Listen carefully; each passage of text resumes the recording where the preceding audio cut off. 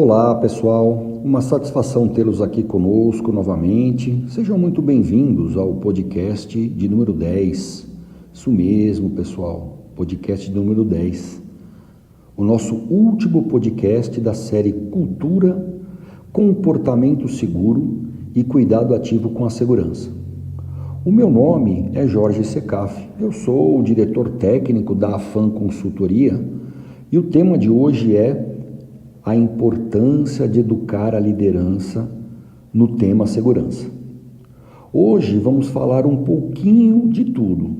A gente vai dividir aí a nossa conversa de hoje, em 3 partes. Eu vou tentar resumir aí um pouquinho da psicologia da segurança. Vou passar alguns conceitos a vocês. Eu vou tentar também mostrar algumas questões relacionadas ao comportamento e à atitude das pessoas e a diferença entre treinar e educar. Vamos iniciar então, pessoal, esclarecendo o que é psicologia da segurança. Se vocês procurarem a definição de psicologia da segurança, vocês vão encontrar uma porção delas. Porém, eu escolhi uma que é citada no livro da Juliana Bley.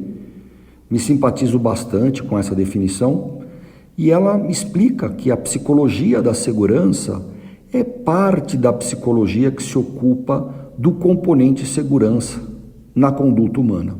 Achei bem bacana essa definição, super pertinente, porque no fundo, pessoal, é o que todos nós buscamos incessantemente.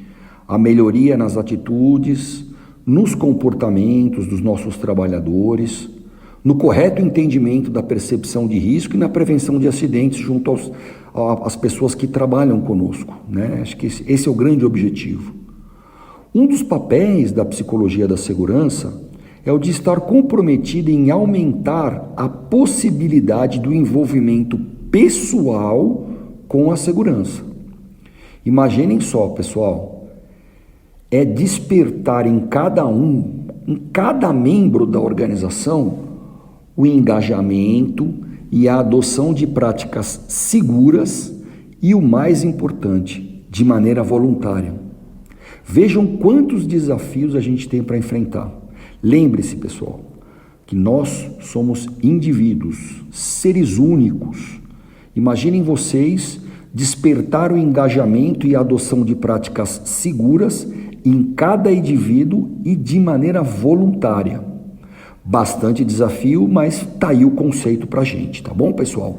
Agora nós vamos avançar para os conceitos do comportamento e da atitude. O nosso, segundo item aí, a psicologia da segurança, o primeiro item, e agora nós vamos aí entrar um pouquinho no comportamento e a atitude das pessoas.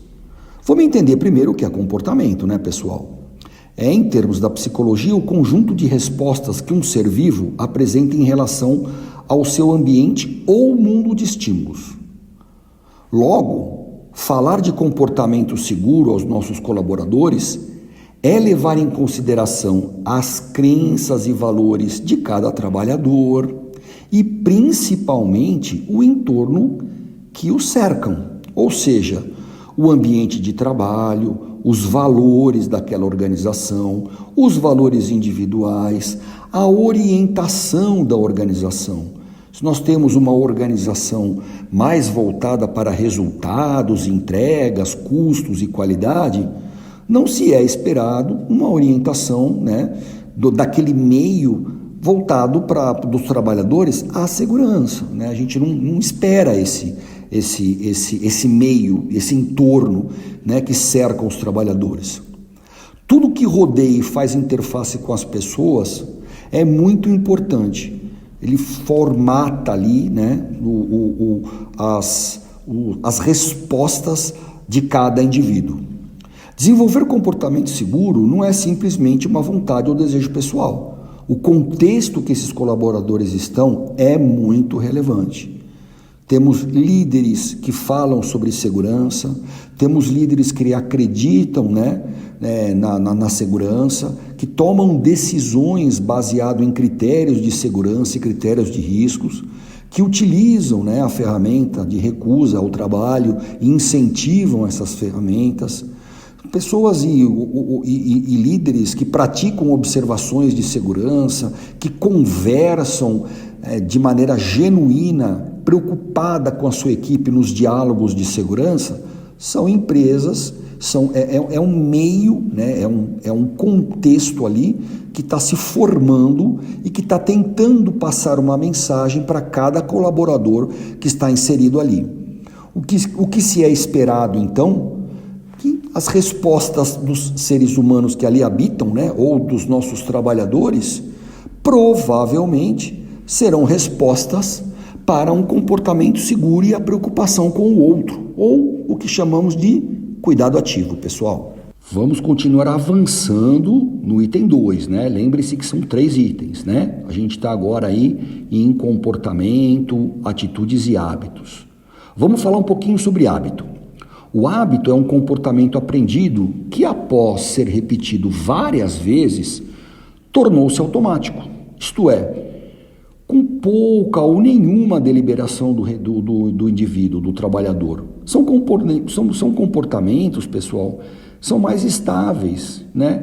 É o modo de ser, de agir e de sentir e de pensar de cada indivíduo. Um ponto importante para que a gente não se confunda aí, né, e acabe cometendo alguns equívocos, é que, né, comportamento não é sinônimo de atitude, pessoal. Tá? Atitude é uma tendência a um determinado comportamento. Essa tendência é sustentada por 3 pilares: o pilar cognitivo, né, que é do pensar, do conhecer, do afetivo, que é o sentir, e do agir, né, obviamente, que é a ação efetiva, a ação a ser executada. Logo, desenvolver atitudes seguras significa criar condições para que as pessoas conheçam os riscos. Desenvolver atitudes seguras para criar, né, condições, um ambiente que eventualmente, né, previna eventuais acidentes. É o nosso levantamento de perigos e riscos, a nossa percepção de risco, é conseguir enxergar claramente as exposições naturais do dia a dia do trabalho versus os controles disponíveis para se evitar eventuais eventos acidentais. Proporcionar condições para que se sintam motivadas a prevenir riscos e agir de acordo com os 2 fatores anteriores. Isso é desenvolver atitude. Quais são os 2 fatores anteriores? Conhecer e sentir. Nada vai adiantar em conhecer o risco, sentir-se motivado na prevenção, se a gente, eventualmente, não tomar ação. Olha que interessante, né? A pessoa é treinada, conhece o risco, né, participa, vai em campo, faz processos lúdicos de aprendizado, se sente motivado, né? Se sente motivado ali poxa, isso aqui é importante para mim, é importante para minha família, para minha integridade, é importante para a empresa, é importante cuidar do outro, ter um ambiente saudável. Ele sente a motivação, só que eventualmente não consegue agir por determinadas situações, ou por vontade, ou por uma questão própria, ou porque está inserido num contexto que não permite esse tipo de ação efetiva.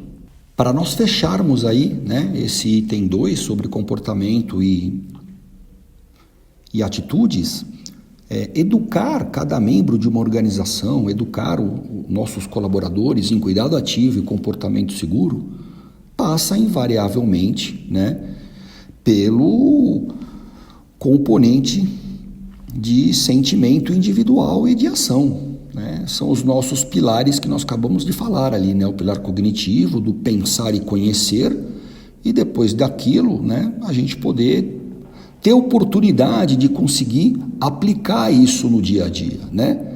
É claro que, logicamente, bem temperado com os valores da organização, a forma de comunicação da liderança, o ambiente de trabalho, o clima laboral e os valores reais de segurança para aquela organização.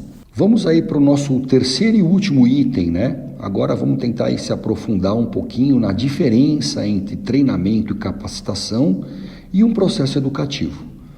Antes, eu queria só lembrar vocês que a Unesco, né, que é a Organização das Nações Unidas para Educar, né, o processo de educação, ciência e cultura, na virada do milênio, eles declararam que todo o processo de educação no mundo deve se basear em 4 pilares: aprender a ser, aprender a conviver, aprender a aprender e aprender a fazer. Não somos nós que estamos dizendo isso não, pessoal, é o pessoal da Unesco, tá bom? Lá da Organização das Nações Unidas. Então eu pergunto a vocês, como a organização de vocês consideram essas premissas nos processos de desenvolvimento humano para a segurança? Essa é uma provocação, né, pessoal?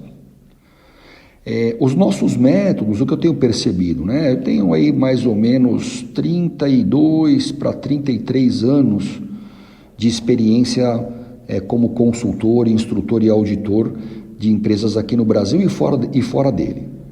Os métodos tradicionais de treinamentos e de capacitações que a gente tem visto, né? Eles, na verdade, eles provêm o conhecimento das pessoas, né? Porém, o conhecimento é a primeira premissa da psicologia da segurança. Vocês lembram lá, né? São 3 lá. Pensar e conhecer, que é o cognitivo, o afetivo do sentir e do agir. Eu vou dar uma adiantadinha do que eu vou falar aqui nos próximos minutos, mas o que adianta a gente capacitar e treinar colaboradores? Mais uma provocação, né, pessoal?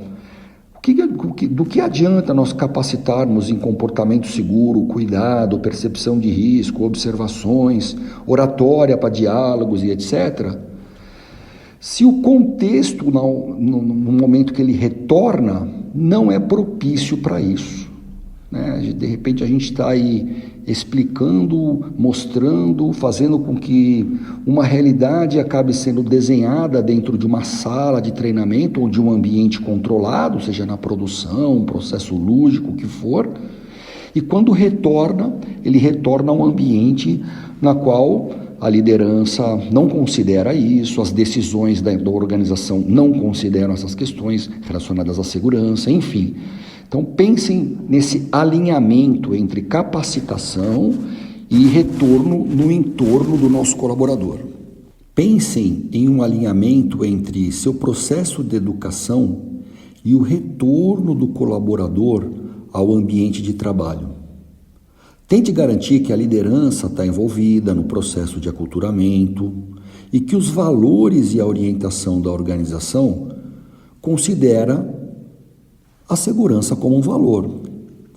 Que sentido faz nós investirmos nos nossos colaboradores, não, obviamente, para os treinamentos relacionados a legislações que são obrigatórias, mas o investimento para um processo de aculturamento de um colaborador. Ele recebe todas essas capacitações relacionadas à cultura, a comportamento, a processos de comunicação, a gestão humanizada, do cuidado ativo, que é super importante, né? Porém, a organização está totalmente descontextualizada com esses ensinamentos. Ou seja, o retorno do colaborador ao seu ambiente de trabalho, quando ele retorna para lá, ele acaba convivendo com um entorno diferente daquilo que está sendo tratado, relacionado à segurança, obviamente. Tem um entorno mais hostil, a liderança não considera algumas questões, o foco, né, da organização em si, né, não considera, né, o cuidado genuíno com as pessoas. Fica um pouquinho complicado do colaborador entender e até colocar em prática essas questões ensinadas pela organização. Apenas fazendo aí uma analogia ou uma brincadeira com vocês, né? Pense lá, né, em 2 aquários com peixes, né, em ambos. Uma convivência de um peixe ali num aquário totalmente poluído, que não proporciona quase que nenhuma condição de vida, ou seja, aqueles peixes brevemente irão morrer, né, por algum problema daquele aquário. Aí você consegue resgatar alguns desses peixes e colocar no aquário que está limpo e pronto para uma vida saudável. Trata esse peixe, ele retorna à condição normal e depois você devolve ele para o aquário poluído. Pense nessa analogia quando a gente está falando aí do nosso treinamento, capacitação e educação principalmente, né, para uma cultura voltada à segurança, onde a gente preza aí, né, pela percepção do risco, pelo cuidado. Imagina lá um aquário que tem alguns peixes, a gente, né, que estão numa situação ruim, a gente consegue resgatá-los, treiná-los, capacitá-los e depois devolve para um ambiente bastante hostil, né? Então, só para a gente poder deixar claro aí para vocês, acho que é uma analogia importante para que a gente possa discutir com as nossas áreas de recursos humanos e entender se eventualmente, né, não são todas as empresas, mas se eventualmente os recursos desses processos de capacitações, de treinamentos e de educação para a segurança estão sendo bem investidos, tá bom, pessoal?